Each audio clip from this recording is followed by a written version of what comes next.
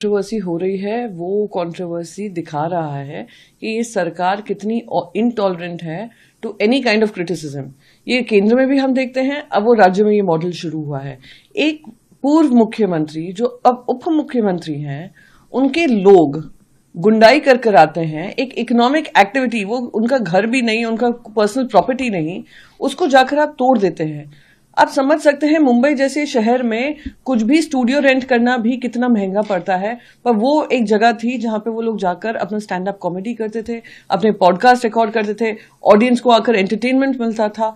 आपने कल उसको तहस नहस कर दिया। और नॉट जस्ट दैट, सिर्फ उनके गुंडे नहीं गए, साथ ही साथ बीएमसी को भी भेजा गया। बीएमसी जिसमें 2 साल से इलेक्शन नहीं हुआ है, कि राज्य सरकार की वो पपेट है। आज आप लोगों ने ओवर जीलस होकर ये जो काम किया है, महाराष्ट्र की जनता देख रही है। नहीं किया जाएगा, पॉलिटिकल लीडर्स द्वारा लेसन टीच किया जाएगा।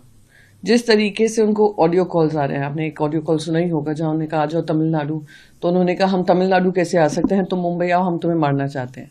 आप समझ सकते हैं कि किस तरीके से स्क्रीनशॉट्स वायरल हो रहे हैं कि एटलीस्ट 100 कॉल्स गए हैं और वो उनको धमकियां दे रहे हैं। तो किस तरीके का फ्रीडम ऑफ स्पीच एक्सप्रेशन। उन्होंने क्या कहा, मेरी नजर से तुम देखो तो वो गद्दार है। अरे गद्दार तो सब जानते हुए हैं। सुप्रीम कोर्ट ने खुद ने कहा है जो काम हुआ है इलीगल और अनकॉन्स्टिट्यूशनल हुआ है। सुप्रीम कोर्ट ने खुद ने कहा है कि जिस तरीके से एजेंसीज का दुरुपयोग कर कर, गवर्नर की पोजीशन को दुरुपयोग कर कर एक सरकार गिराई गई, तो ऐसे आदमी को क्या कहेंगे।